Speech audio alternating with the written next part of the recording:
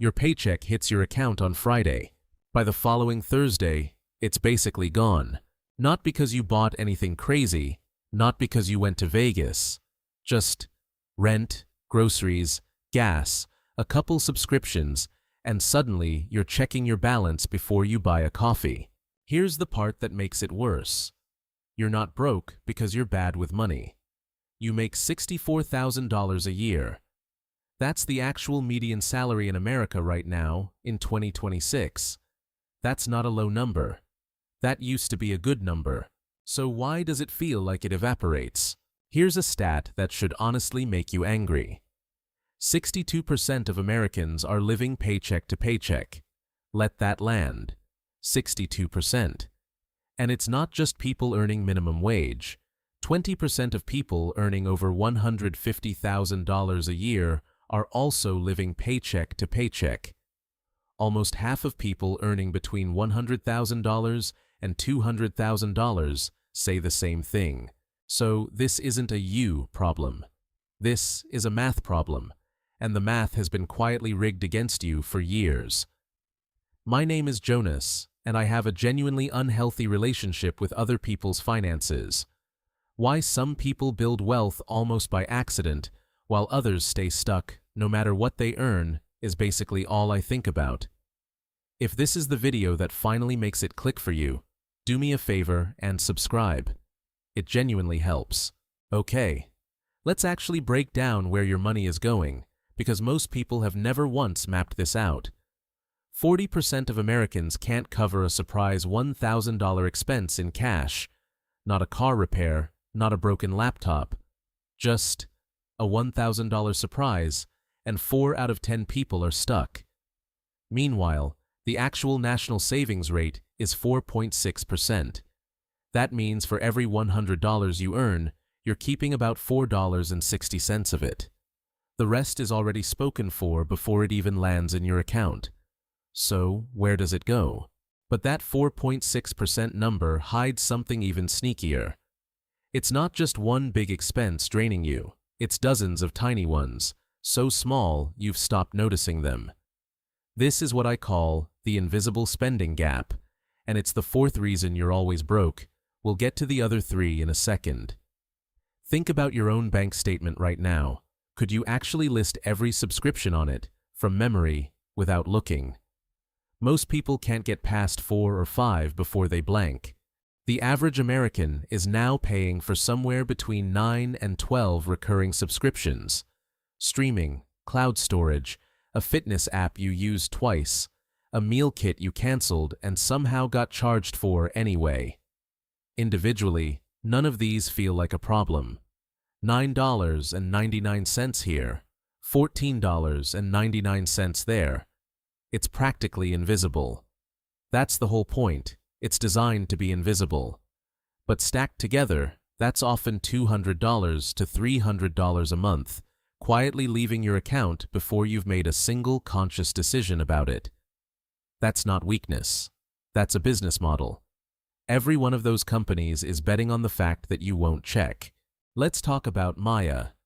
Maya's not real, but her numbers are. Maya makes $64,000 a year.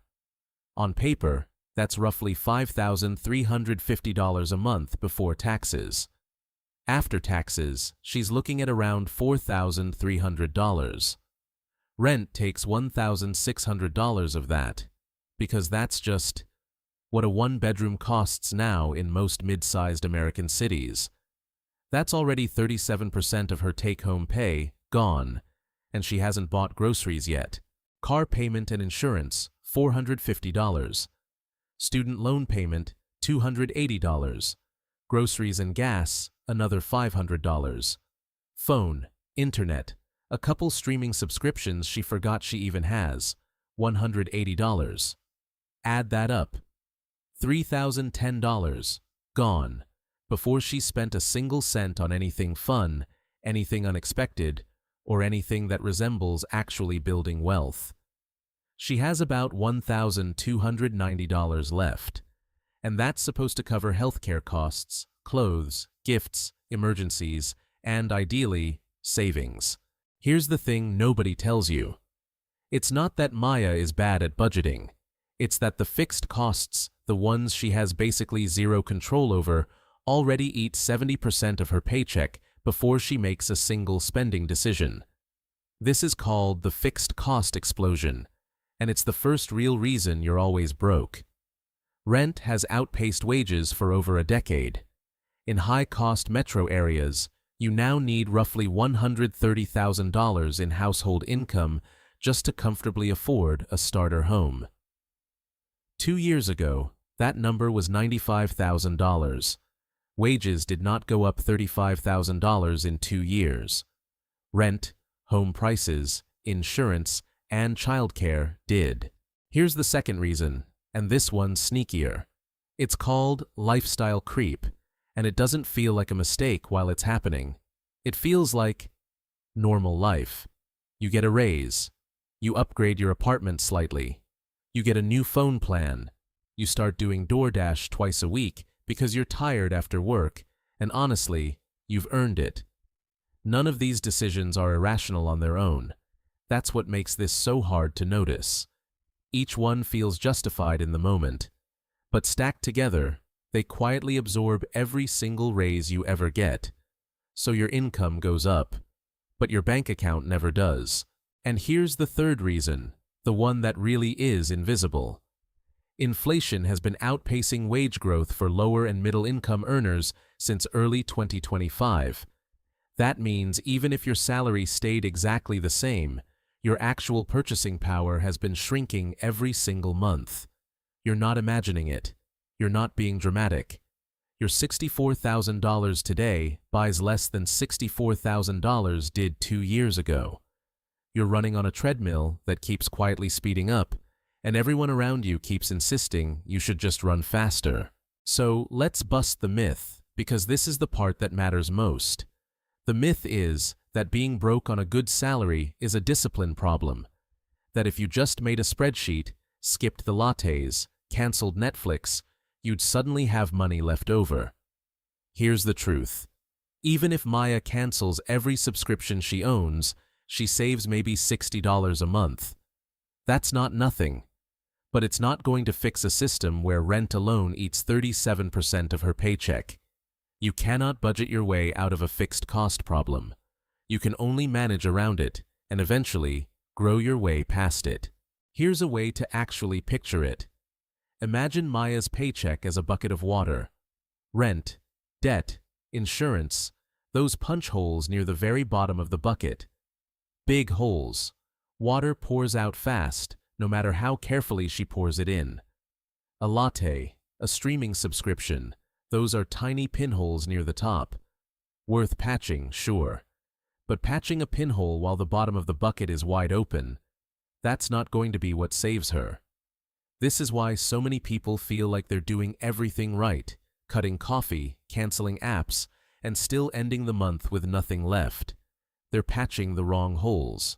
So, what actually helps? First, know your real fixed cost percentage. Add up rent, debt payments, insurance, and true necessities. If that number is above 50% of your take-home pay, you are not undisciplined. You are structurally squeezed, and that changes what kind of solution you need. Second, target lifestyle creep specifically, not joy in general. The goal isn't to cut out everything that makes life feel good. It's to notice the small recurring costs that crept in quietly and cut 2 or 3 of those, not 50. Third, and this is the one people skip. Any raise you get, split it before you feel it. Half goes to savings or debt automatically the day it lands. The other half you get to enjoy guilt-free. This is the only way to actually escape lifestyle creep because you remove the decision entirely. Fourth, go find the invisible spending gap we talked about earlier. Just once, spend 15 minutes and actually scroll back through a full month of your bank statement, line by line. Don't judge anything yet. Just circle every recurring charge you forgot existed. Most people find at least 2. Some people find 7 or 8. You don't have to cancel all of them, but you can't fix a leak you've never actually looked at, And this is the one step that takes 15 minutes and pays you back every single month after. Here's where I want to leave you. Being broke on a good salary in 2026 isn't a character flaw.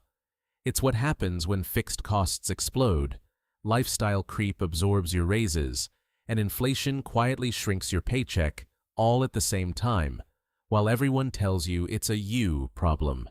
It's not. It's a design problem. And design problems don't get fixed with more guilt. They get fixed with better information and slightly smarter defaults. You're not behind. You're playing a game where the rules changed and nobody sent you the memo. Now you have it. If this helped you see your own paycheck a little differently, subscribe. There's more of these breakdowns coming every week. And I'll see you in the next one.